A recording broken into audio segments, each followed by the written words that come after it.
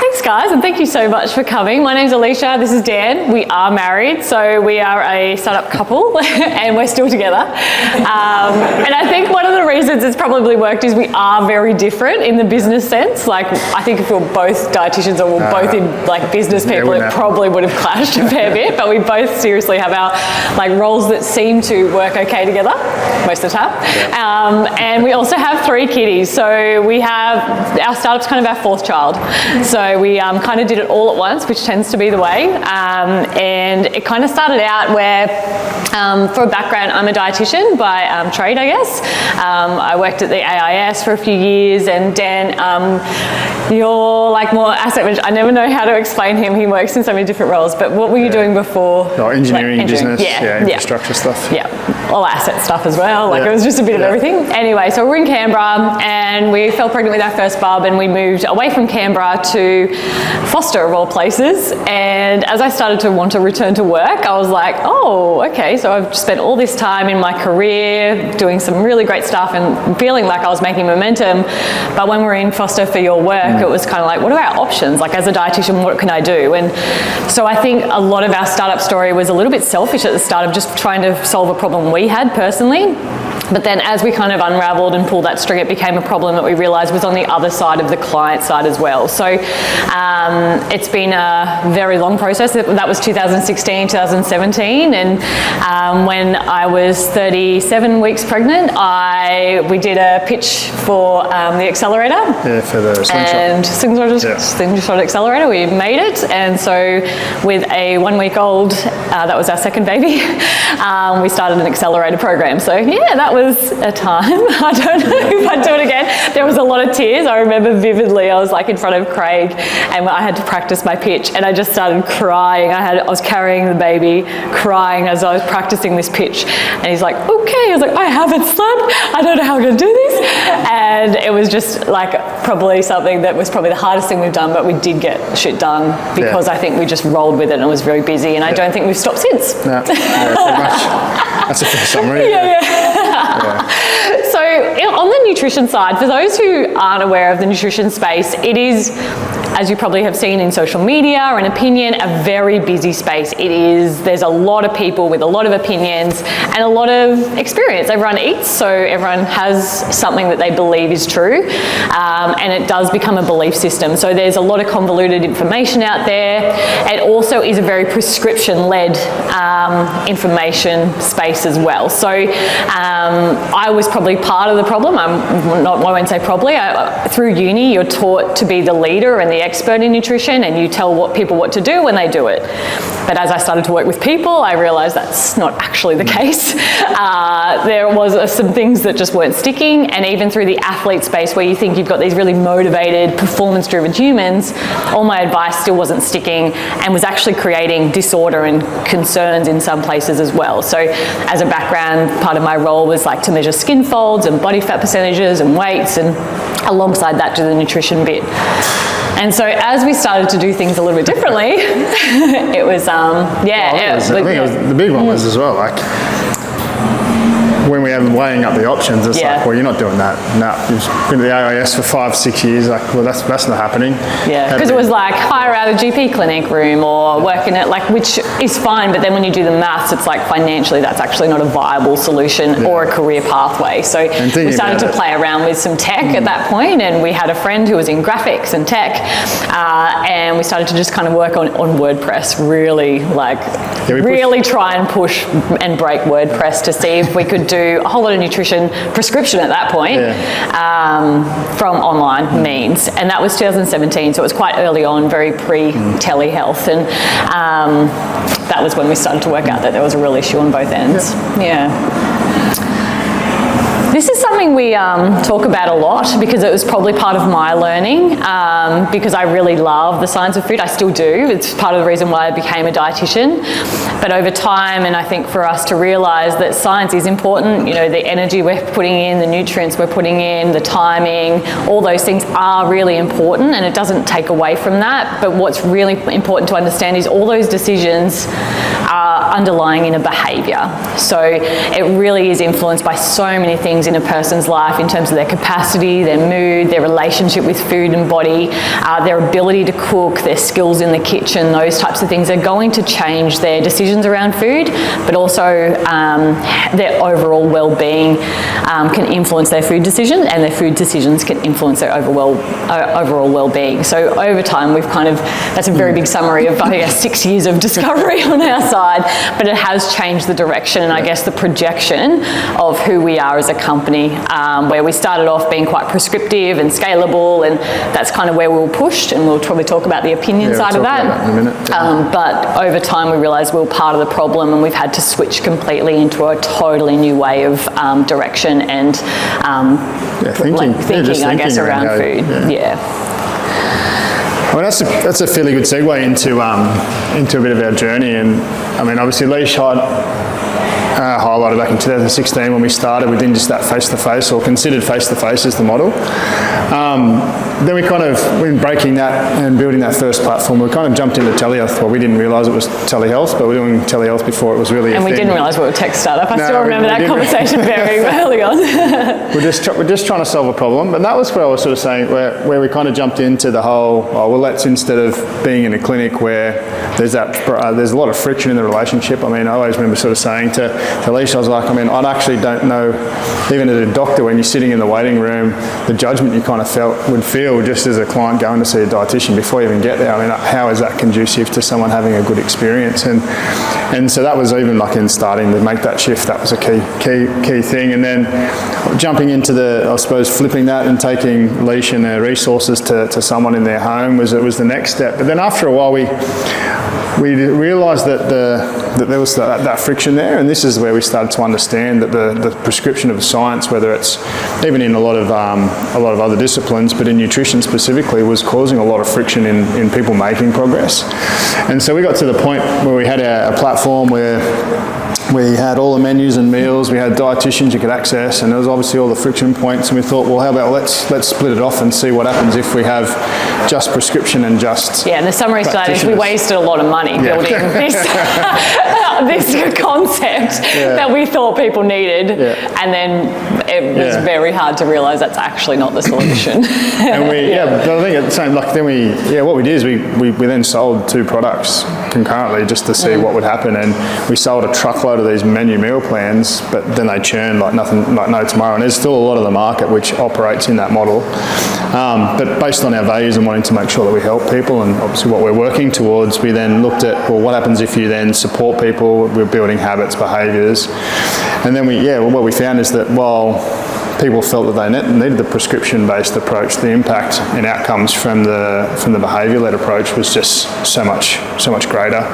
And so we're like, well, we must be onto something here. And then so we moved our model in towards the habits and behaviours, and understanding, unpacking the why. Why was there barriers to people making good decisions? And that's where we got to that behaviour-led care model, is that by understanding why and building a profile around somebody, whether that's a social, cultural, environmental, financial factors that actually... Take my next slide. Oh, is it? I'm going to try. Yeah. It's a good lead in, but we can then understand as to what that, to how we can best help people, and then that's kind of where we are now in terms of advanced preventative health. It's sort of like, well, instead of treating people as broken, let's look at a holistic profile to understand how we can then really understand what their barriers are, and then whether or not that may lead towards whether it's a chronic health issue, whether it's performance or injury in the sports environment. That's something. There's 5 years of R&D. We've kept most of it pretty close to our chest, and a lot of data behind what we do as well. I mean, when you're working one-to-one with people, before AI was really sort of as mainstream as it was now, we're kind of like, well, if we had that, what could we do? And then that's where, like, the future of where we want to get to is we've built a model, we've proven it out, we've got so much human interactions that we can then use that to then start to train the next gen of AI as well. Sorry, I probably should have showed that slide as you were talking. Well, that's all right. But yeah, obviously it's pretty important along that journey. As a startup, you're always kind of balancing hey, we want to innovate and do better, but we've still got a business to run. It's very difficult. And obviously, that's where if you're raising capital to head off into what, if you're talking strategic horizons, if anyone knows those, like Horizon 3 all the time, but you've got to sort of have a core business by which you're still sort of generating revenue. And we've been kind of lucky in that sense that we had a core business and we're still in trying to push the boundaries. But in terms of the model and how we work, it's really, we work off a sort of a B2B to C, where we've built the platform and we've got our profiling tool sets and some education and resources, and how we've got it together isn't definitely not in one platform, I can assure you of that. We need another $1 million to sort that out, but we've consolidated things together to provide that base layer or that profile for organisations or for sports teams, and then it can be individual pays to access the elevated care. So kind of like noting that not everyone always needs a dietitian or a practitioner, but there's always a level of opportunity in the early stages to build curiosity and build knowledge and understanding that can help to then solve or overcome some of those day-to-day challenges by themselves before you kind of need that intervention.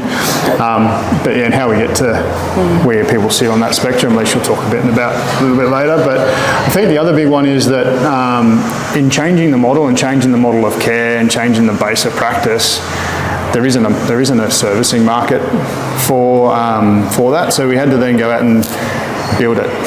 So we created the Compeat Academy to support Compeat in itself, so that now it's a professional development arm of Compeat where we bring in nutritionists and dietitians and elevate their capability. Like Lisa was sort of saying, going through uni, there's a lot of that prescription, heavily weighted focus on the science of food, but not a lot of understanding of people.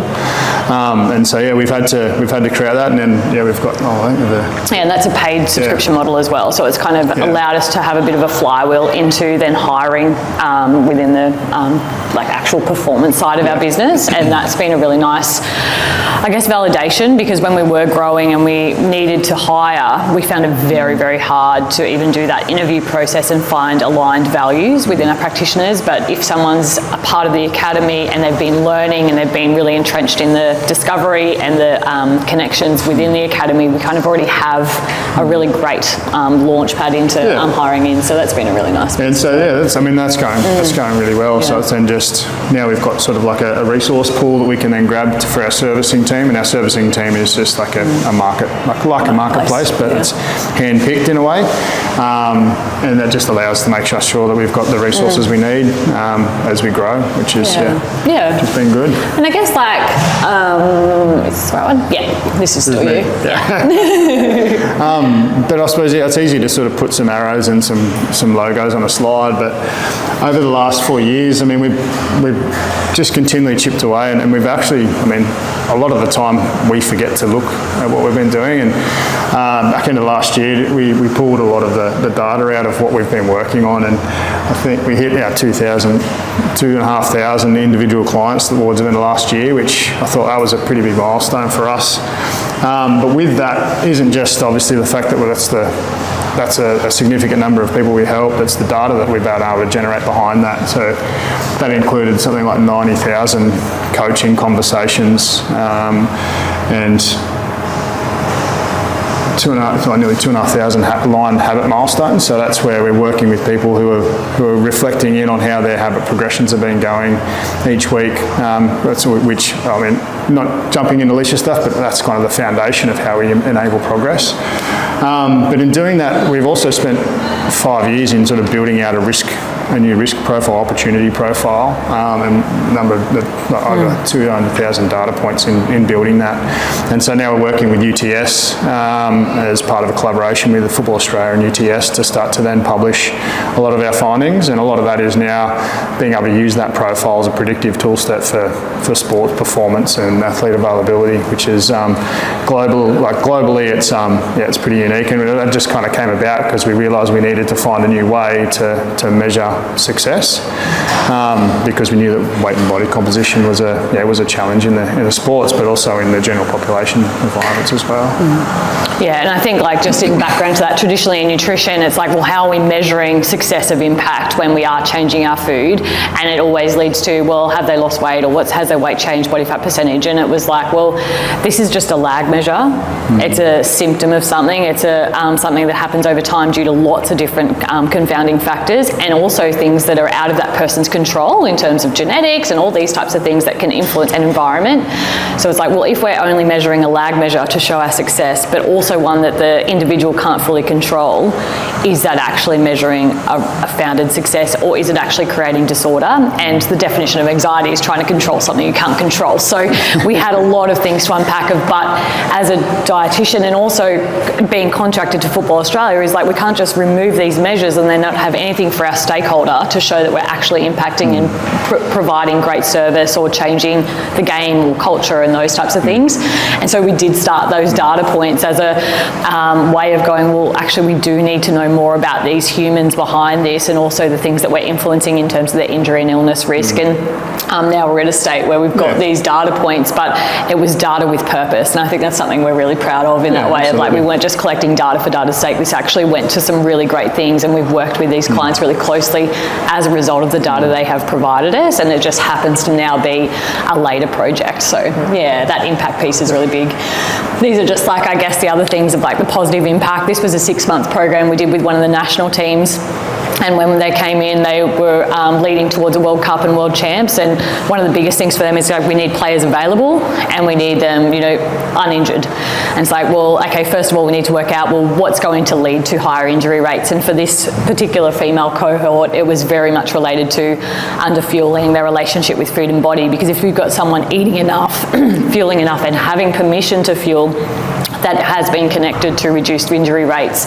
And so we're like, okay, we need to focus on this. And so as part of our initial screening showed some really high disordered eating, relationship with food concerns. And so alongside the game day stuff and all these things that we were doing, we're like, well, underlying that has to be an improvement in that relationship with food to enable that long term. And so over 6 months, we're able to see an incredible decline. It's really nice when a graph looks this neat, but it doesn't always look that neat. We often have players changing. This was a very stable cohort in terms of like the squad was not changing all the time, and we were able to get some really nice results out of that. So I think the other piece to this is like what Dan mentioned is like working through what are the different areas that are important to the human behind the screen. So, you know, underneath the data for the practitioner, we are really interested in relationship with food, in, you know, on the like performance.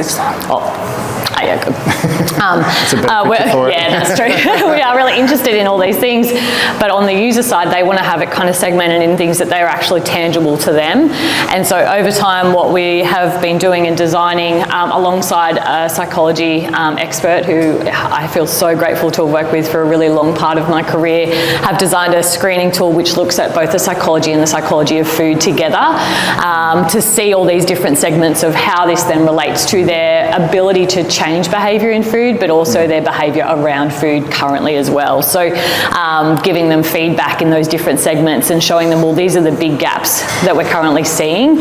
Which one would you like to work on first? Instead of telling them, okay, well, you need to work on your relationship with food, you know, we might actually have someone who feels like that is not an issue at all, and they don't even have that awareness yet. And if you're looking at those stages of change in behaviour, if you're not aware yet, or you don't feel like it's a problem, it's very unlikely you're going to really buy into that education, curiosity, and change. So having them in the driver's seat alongside the practitioner, in this case alongside the app piece, has been a really crucial part.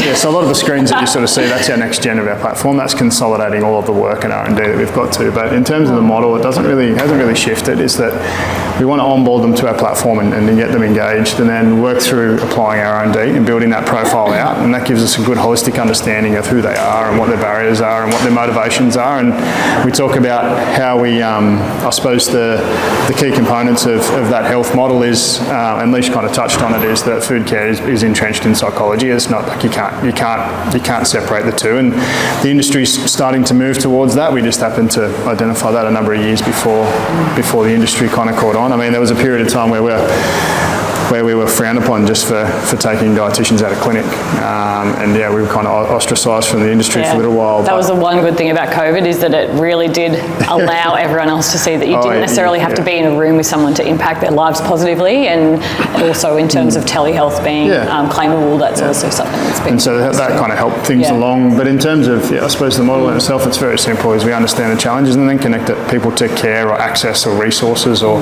what does care look like? Care could look like in sort of self-guided habits and milestones, and working towards progression or building healthy habits, or having tools and resources that help remove friction from your day-to-day decision making. They're the kind of things that, so care is a holistic thing in terms of managing the opportunities that come from your profile.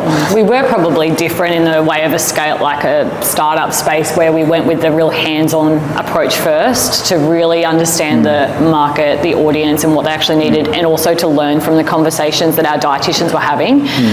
And so we've kind of moved into the scale piece later. It's probably like the the benefit of that is, I mean, I suppose the challenge with nearly every single nutrition and a lot of health apps in the market are they're built by tech guys, not by practitioners.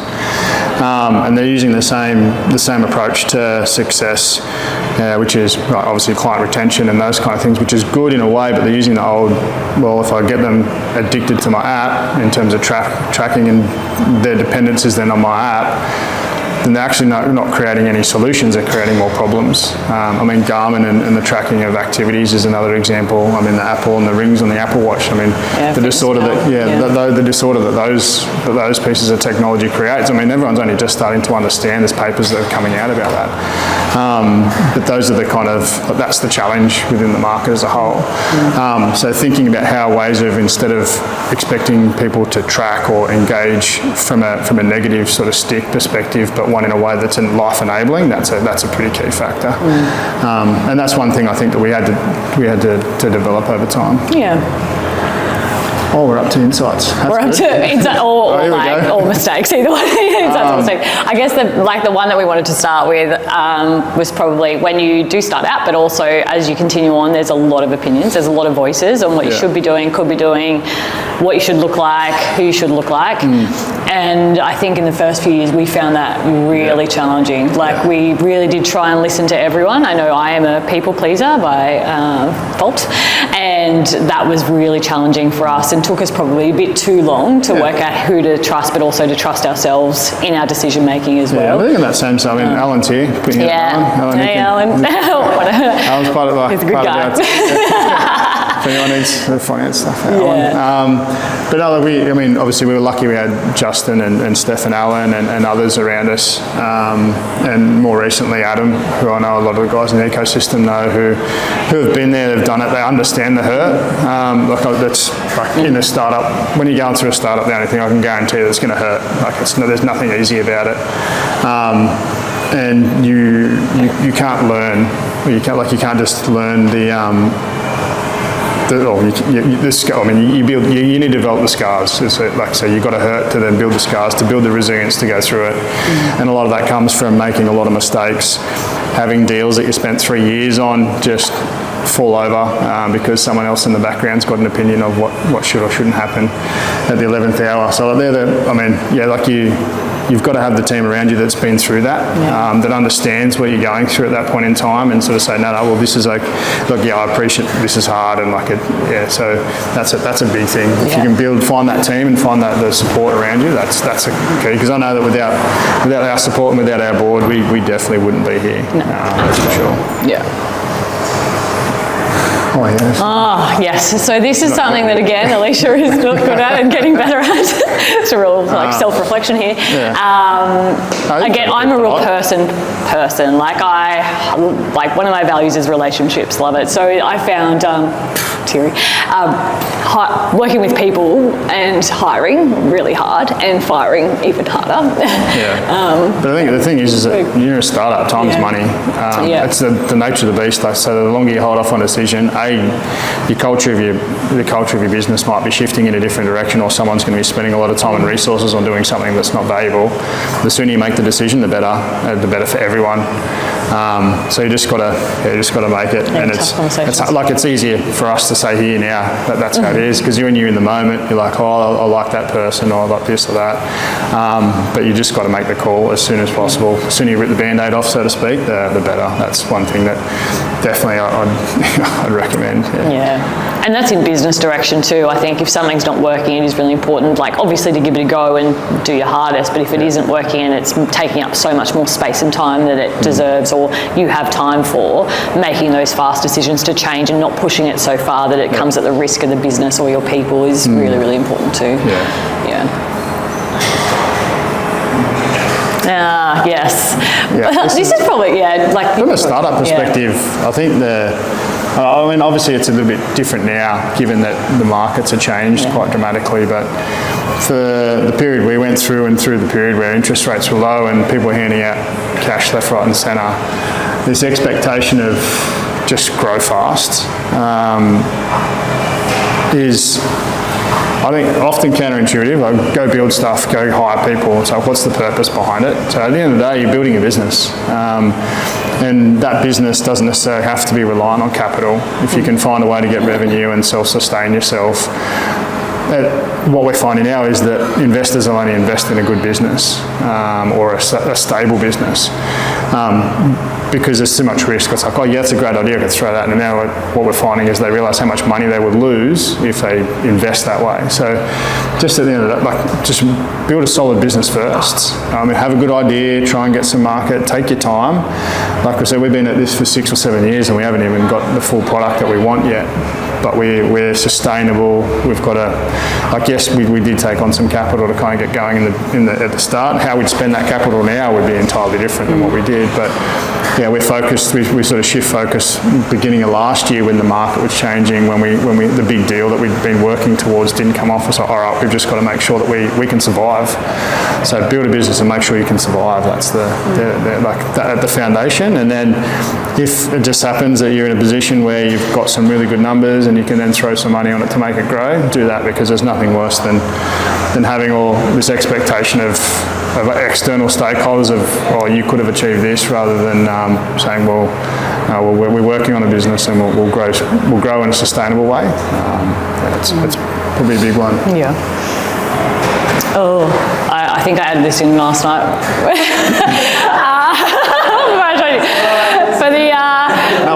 No, I think you're in. I think you put it in. I might have changed the wording a little bit. For the main reason that, I think I changed it because I am so uncomfortable with risk. Yeah. I am risk averse, so I would never have done any of this if it wasn't for Dan. And I think this is part of it.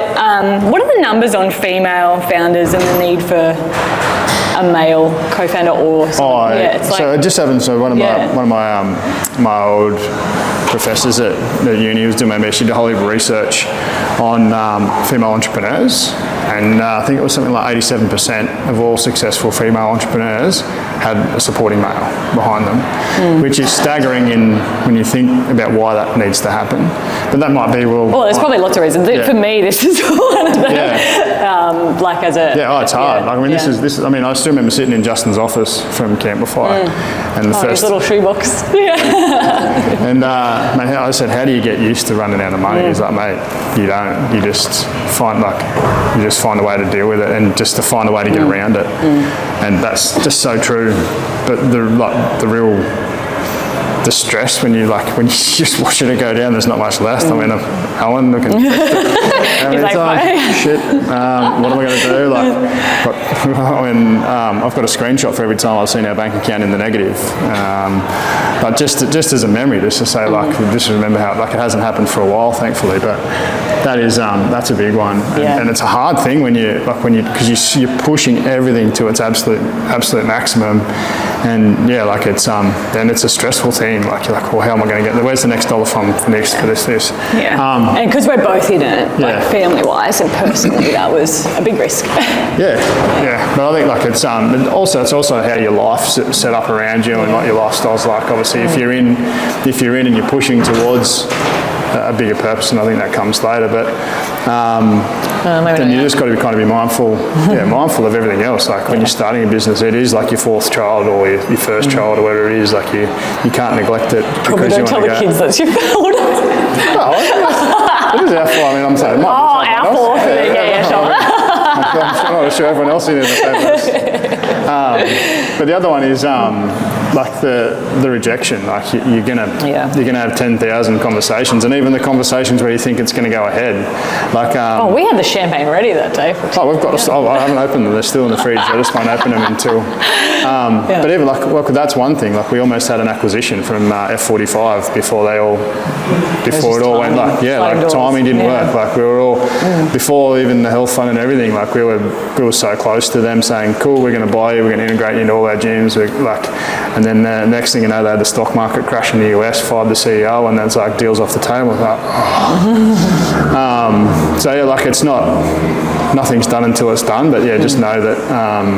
Like every conversation is just another way to learn, to find the positives from it. Yeah, and I think really importantly there, we reflect particularly on the health fund opportunity that didn't happen, that this is a risk, right? Like we don't go into a startup land going, we're going to make it, this is going to be so lucrative, perfect. It's like, no, we are doing something different, and there is a risk to that.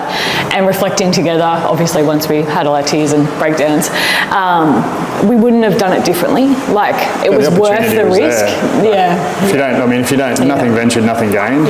And the payoff of that, obviously you manage the risk on the way, but if it comes off, then the story we're telling you today is that much different. We're 100x overnight kind of thing. So it's but it is what it is. It's what it could have been, but we still move forward, and there's lots of other opportunities we're working towards now. It's just that was a big one we've been working towards for some time. Yeah, I think you skipped one. I was just making, that's right, just making the mess work. Oh, that's the one you changed? Yeah. No, you still had your little truck. Oh, yeah. You just changed the word. That was the risk one. Yeah. Cool. But then that's the big one is remember why you're there. I mean, we obviously love our family, and it's the centre of everything we do, but there's a reason why we do it. It's to help people, whether that's, I suppose in sport or health. But you've got to have a purpose. Someone asked me yesterday, like, why I halted my other career, and I was like, I'm not ashamed to say it's like we started this journey to help Leash and then help more people. And so, like I said, well, if our values don't align to the point where you think that's a problem, that going out and helping people or feeling that like our relationship relies on equality, then I don't think we can have the same conversation. But it is very much about ensuring you've got that purpose and you're driven by that, because if you're not driven by something else rather than a few dollars, then you're just not. Like if this was money driven, we would have stopped a really long time ago. I think it's too hard. There's too much going on. But there is this really clear problem that I think for me, I'm privy to daily in my conversations with people. And it's like, no, this is still going. There is still a massive issue culturally within sport in particular, but also then in overall health direction, that we do have something that is really special and it is worth pursuing. But it's probably just taken a whole lot more time than we realised. And that's one thing Steph's Alan's co-owner at Growthwise was said. She's like, you guys are getting there, it's going to take a lot longer than you thought. I mean, we've gone through COVID, we've gone through financial, the whole inflation, and it's not been an easy time in the last 5 years to try and run, let alone start a company. So it's we're pretty proud of what we've been able to achieve.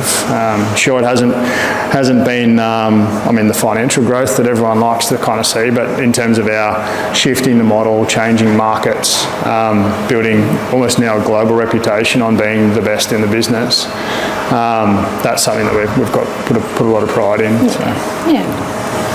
And it's us. And the token side with all the people we work, some of the people we work with, and there we are. That one. Yeah, there we go. But that's us. Thanks, guys. Have a question?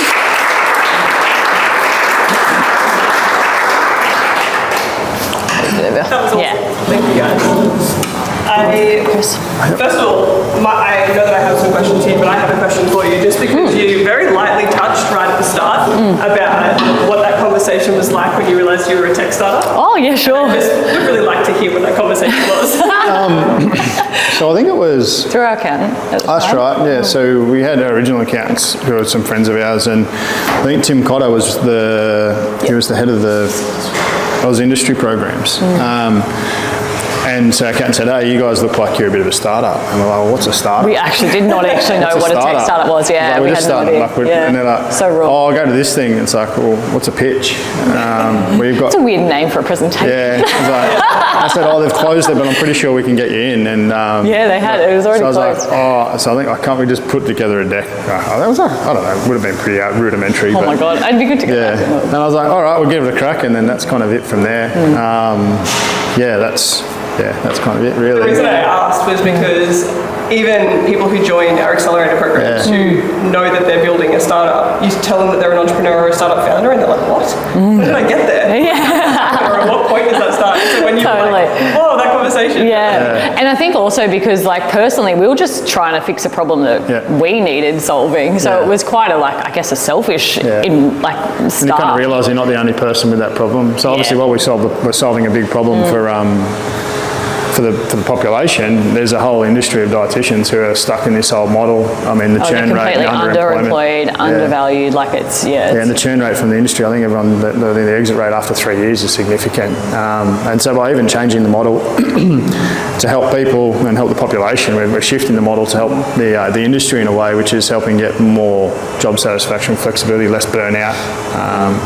It's been good. Yeah, great. Thank you for sharing. And before we jump into the questions, I also just wanted to thank you both for being so honest and authentic during this presentation, because I think sometimes it's very easy to just talk about all the really big highlights, and obviously you showed your numbers and there is some really big highlights in there, but to also be able to sit here and explain to an audience of people that you don't really know all the things that have been really hard and the journey that you're on is really important. So thank you so much for doing that. I do have a few questions. Now, some of them were answered while you spoke, which is great. That means the presentation was on point. But we have one from Shannon who says, "How have you kept going and refined your product or services?" So I know that that's quite a broad question, but just for yourself, is there a particular mantra that you have or a way that you go around it? Two things. Progress over perfection. So make sure you're always progressing. Sorry, I'm a perfectionist. It's And it does my head in. I think we had this. Leisha comes home from Sydney last night, and I've put this together, and she's like, "Where is it up to?" I was like, "Well, I didn't finish it because I know you're going to come and start tearing it apart anyway." and then Ruben, our son, comes in and he's like, I can't remember. I was like, "Well, your mum's a perfectionist, mate." No, he's like, "Is it all right, Mum?" I was like, "Oh, it's not great. It's all right." He's like, and then I hear my daughter she's doing something. She's like, "It's not great." I was like, "Oh no."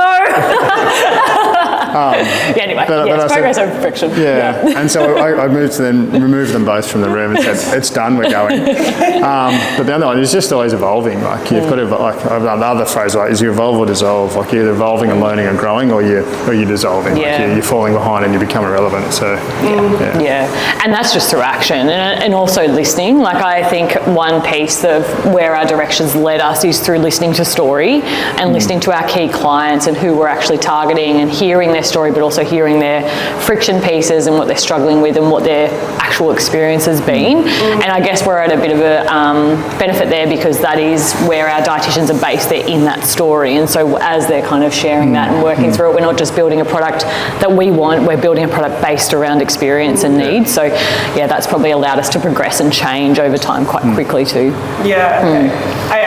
I forgot to mention this earlier, but I noticed in your numbers that you had up there about the habit milestones, which I thought was really fascinating. How do you go about collecting data about habit? Like what does that look like? At the moment, it's pretty rudimentary. We are still like testing ground and working through what that feels like and looks like. But it's in our current model, it's very dietitian and client led of working through what we're currently working on. In our next piece that we've mapped out and designed and is in that phase, it's more automated through a very big Excel spreadsheet of all the different ifs, whens and buts based around their screening. And if they flag this as an issue and they want to actually focus on it, this is the different habits and milestones. And I think the big piece with habits and milestones is it needs to feel really doable. I think a lot of the time it's like maybe you'll get an app and it's like you need to drink more water, and I don't think anyone in this room is going to be like, "What? I've never heard that before." It's like, no, why aren't you drinking enough water? And then that's the habits and actions are based around those barriers. So it's very much like problem solving, barrier based of like, well, do you actually like water? Is it really obvious in your life? Do you remember what's your daily like? Because that's what we then need to solve to get you to drink more water. The goal is still the same, but just how we go about it is very much around more those actions and almost like pebbles towards those milestones. So I mean, through the tech, but at the moment it's just reflections. So people reflecting on how they felt, how they built. So build the habits that help enable progress. And then we've just been able to do a whole lot of learning through our dietitians. Like that's been a really positive thing of like, well, if we've got this many dietitians working with clients, we can actually look at what they're working on, look at what they're talking about and what they're putting in their habits, and then be able to build based around real life interactions. So that's been really nice. That's really great. I feel like a lot of the time when it comes to things like habits and milestones aren't super quantitative. Like it's not like I'm losing this many kilos or I've been able to cut my calories down to this amount.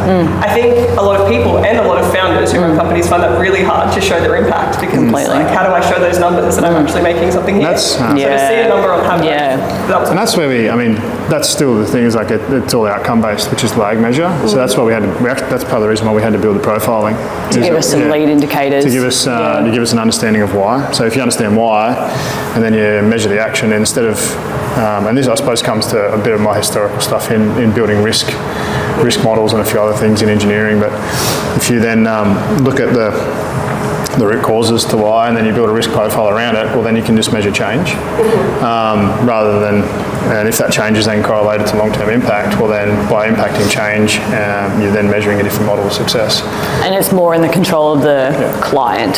So all these types of things are actually in your control and you can actually action them rather than going, because weight loss isn't a behaviour, if that makes sense. You can't just lose weight. It's like, no, what actually impacts your weight, that's what we care about.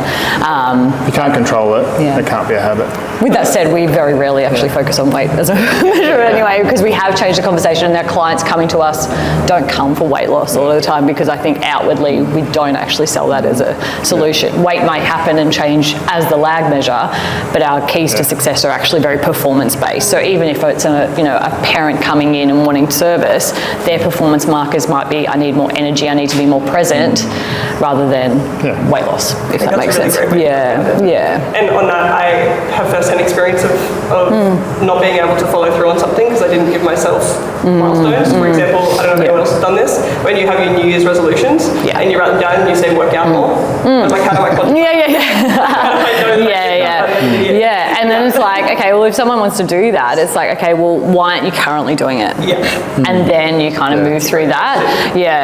Because it's like, okay, well, that's great. And transitions are actually really great times to change behaviour. So New Year's resolutions are actually quite valuable. It's just that we overestimate what we can actually achieve through that, and we don't actually step through and go, well, hang on, once I finish this break, which, over the break time of Christmas, New Year's, be like, I have so much time. Like, I can absolutely work out more. This is great. I'm really motivated. But motivation only works for so long. So we can't rely on that to change behaviour. We do need to actually edit our environment or change the way of thinking. Life gets in the way. Totally. Sure does. It's a really great question for people to ask themselves. It's like, why am I not already doing that? Fix that first. That's really valuable.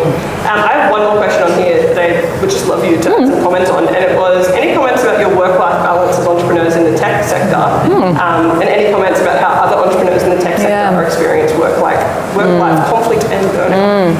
I really love that question. Do you want to go first? I think, I can go in terms of we don't have a separation. It's not a clear. I was trying to find a way to be smart about it, but there is it's not it is what it is. You just make it happen. You just got to get it done. And burnout, it is a real thing. You remember, you're starting a company. It's not easy. That's why there isn't a balance. Sure, you've got to sort of look for the signs and those kind of things, but when stuff needs to get done, the buck stops with you. So it's very, very hard to, if you want a work-life balance and you want to have your weekends and you want to have your holidays, well then there's a salary job someone's got for you down the street. That's just the reality of it. I think also burnout for me is related to whether you're working with purpose. I have often people will say to me, I don't know how you do it, what are you doing? You've got 3 kids, you do elite sport, you do business, but it's because everything I do is so aligned to the why. Yeah. And if I am doing things that aren't aligned to my purpose or my passion, I really do notice I burn out quite quickly, and I get really resentful, exhausted. So I think that's part of it. Is like, no, I've actually just been really fortunate that we worked towards something. Being less, I suppose, being less. There is that is that harsh reality, but also making sure you celebrate your wins and successes, because it's, I mean, if you don't find those things that might, like, because you're so quick to move on the next thing, often you can forget that, hey, you've got to sort of take note and say, well, yeah, that's actually a pretty cool outcome. And like I sort of said, like those numbers, we'd been sitting on a lot of those for a couple of years and hadn't really looked at it because we're just too busy going that way. And so, yeah, making sure you are celebrating those things and getting the team together if you've got a team. But yeah, look, I suppose on the other side, look at with the balance pieces. I mean, it's just how much you want from it. Yeah, if you want to make it successful, you'll get out what you put in. Yeah. Great. Thank you. That's all about it. You're already ready. Yeah, so set. Three quick things. Thank you so much for sharing. You always do. You always have been.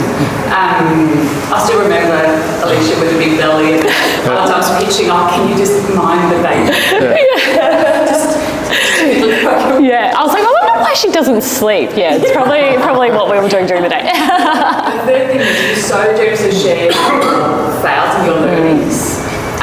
If you're going to put your tall poppy stuff aside and give us your 3 wins, because you've had a few of them as well, right? I think for like the Football Australia of how long we've held that contract for is a real testament to what we're all about and what we're doing. Like, it's very rare in sport to hold a contract for more than a couple of years, particularly as a dietitian. And we've now been in there since 2019, and it's been amazing to be able to have the autonomy to grow that, to shift, and to actually change culture. I'm so proud of. That's probably what I'm most proud of our team. I think the big one for me is having proven a different way that works, like having spent so long trying to find another way you can do it and proving that it works. And while it didn't come off, that having gone through with the Health Fund of getting to the point of us being able to provide them a substantial market differentiator as a tech solution, that was a huge win. I mean, while that didn't go ahead, now that's meant other funds are like, why didn't now they know why they didn't go ahead. They're like, can we have a chat kind of thing. So if nothing else, it validated that we were onto something and it was possible, even though that didn't actually get signed. I think the other win is that we're still here. Still saying. It's still here. I mean, it is a game of survival. It's just find a way to survive, and that's probably because if you're not here, you can't achieve your goal kind of thing. So. And I think probably the only other thing I'd like to add to that is like to be here for so long and have stuck to our values so strongly, maybe to the negative of our bank account, but like I couldn't go through with something that was actually doing harm to people or I knew too much about in terms of potential harm. And, the rates of, like, say, the tracking and trending in nutrition, particularly in the tech space, we know that 60 to 70% increase of disordered eating disordered behaviours by using these tech. And it's like, well, if I know that, I can't do that. And so, like, I was probably quite stern and strong to the detriment of the business side, but it's also something we're really proud of like it's forced us to have a different conversation. It's forced us to take a bit more time to think about what does actual success look like and feel like, and that's been something we're proud of for sure. Yeah, absolutely. That was a great answer. Great question. Does anyone else have a question? In 2 parts. It's not too complicated. I know you might have just answered kind of the first one, but when you start off, you kind of got this idea, like you've got a goal that you're a problem for an area, and as you go through it, you kind of take left turns, right turns, you go down the rabbit hole, you think this will be, this way, then you've got to do things you don't want to do, for your capital raise or things like that. Do you feel that where you are now, even though you've taken a massive growth, you've learned so much that you're in a completely different spot from where you thought you were going to start off? Or have you got to the point where you're like, this is what I wanted to solve, it's just a different way of doing it? So, yeah. Secondly, with your finance, we've got an okay model where our finance is dependent on outcomes for clients.